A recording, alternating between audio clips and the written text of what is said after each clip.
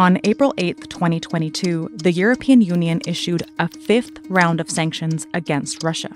And, ladies and gentlemen, I think that measures on oil and even gas will also be needed sooner or later.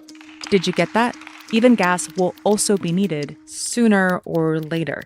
In other words, not now. Since the war in Ukraine began, the EU has imposed sanctions that restrict the flow of Russian money and goods.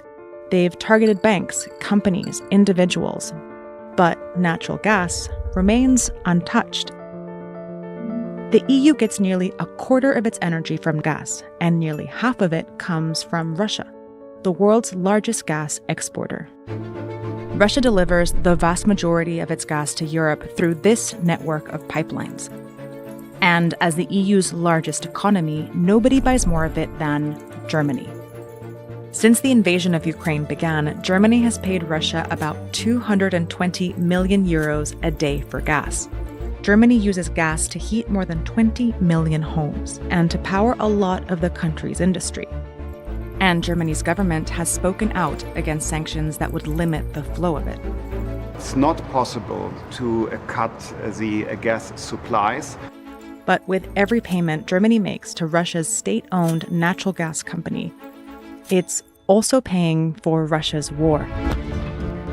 So how did Germany become so dependent on Russia for something as vital as their energy supply? And why can't they quit?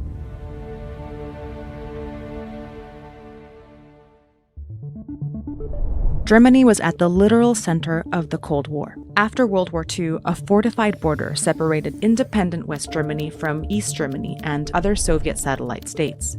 World War II had left Germany in ruins. But by the 1950s, West Germany was experiencing a remarkable economic recovery. German industries like steel prospered, but they needed more energy to power their growing economy. Meanwhile, over here in Western Siberia, the Soviet Union had just discovered huge natural gas reserves. They had a network of pipelines to supply major Soviet cities, but extending their pipelines to potential customers in Europe would be a huge infrastructure project. Then, in 1969, West Germany elected a chancellor with a new foreign policy called Ostpolitik, focused on bringing the two sides closer together through dialogue and deals. Energy provided a great opportunity, and West Germany and the Soviet Union struck a deal. The Soviet Union would supply West Germany with natural gas, and in return, West Germany would provide high-quality steel pipes to extend the pipelines. It was a major 20-year deal.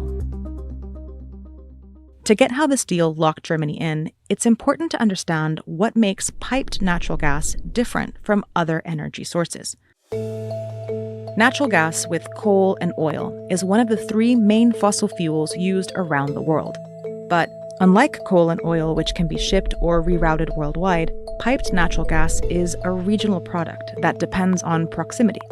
To transport it, natural gas producers spend millions of dollars to build pipelines that connect producers and buyers. Because these pipelines are such big and permanent commitments, gas deals can link a buyer's energy infrastructure to the sellers for decades. By the 80s, the Soviet Union built this pipeline network to Europe, and by the 90s, it was supplying Germany with 40% of its gas. Then, the Soviet Union collapsed. Russia's state-owned corporation, Gazprom, took over the old Soviet gas pipelines. But the map had been redrawn. Russia's main pipelines now ran through a newly independent Ukraine, putting a key part of their gas infrastructure on land they no longer controlled. So, in order to diversify the routes to Germany, Russia began building new ones. In 1999, they finished this pipeline that ran through Belarus. And in 2005, they began building the Nord Stream pipeline along the Baltic Sea to reach Germany directly.